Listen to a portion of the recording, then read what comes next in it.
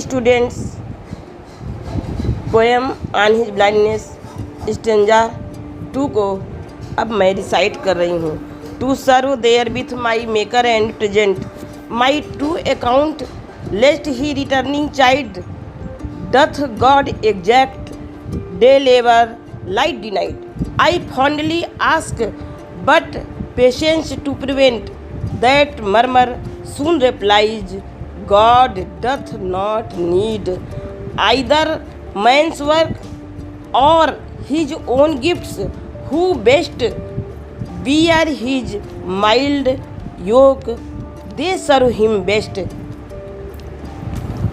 अब इस स्टेंजा में पोएट जॉन मिल्टन ने मुख्य रूप से 3 बातों पर फोकस किया है। क्या किया है कि कवि जॉन मिल्टन 44 वर्ष की अवस्था में अंधे हो गए थे, किंतु वह अपनी कविताओं को लिखकर गॉड की सेवा करना चाहते थे। फर्स्ट लाइन में ही उन्होंने बता दिया है टू सर्व देयर विथ से लेकर चाइल्ड तक।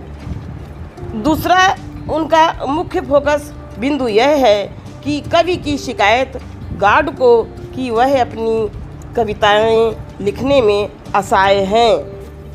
ये आप थर्ड लाइन में देख सकते हैं, doth God exact day labour light denied I fondly ask but patience to prevent. तीसरी मुख्य बात उनकी यह है, अंत में वो कवि ये कहते हैं कि पोएट जॉन मिल्टन के अनुसार जो व्यक्ति जीवन में दुर्भाग्य और कष्टों को प्रसन्नतापूर्वक सहन करते हैं, वे व्यक्ति ही ईश्वर की सच्ची सेवा करते हैं।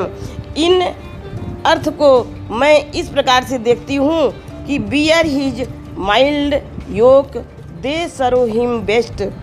इस प्रकार से कवि ने इस स्टेंजा में अपने गहरे दुख को व्यक्त किया है।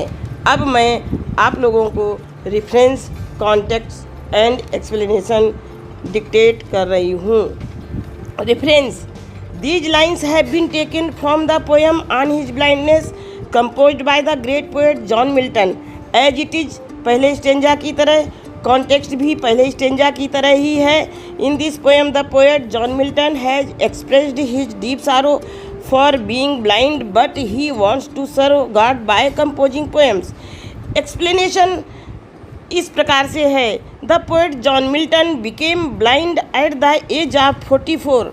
He wanted to serve God by composing his poems, but now he is helpless.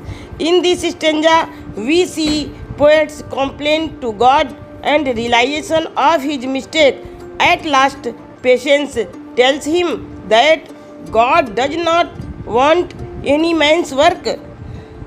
Thus, the man who cheerfully bears the misfortune and sufferings of life and takes them as will of God serves him best। मुख्य रूप से उन्होंने यही बताया है कि वह ईश्वर की सच्ची सेवा करना चाहते थे।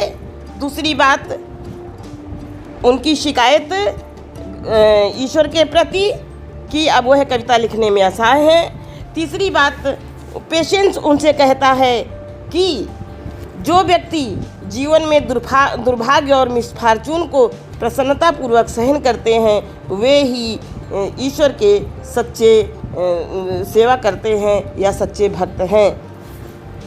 Take care students, bye bye.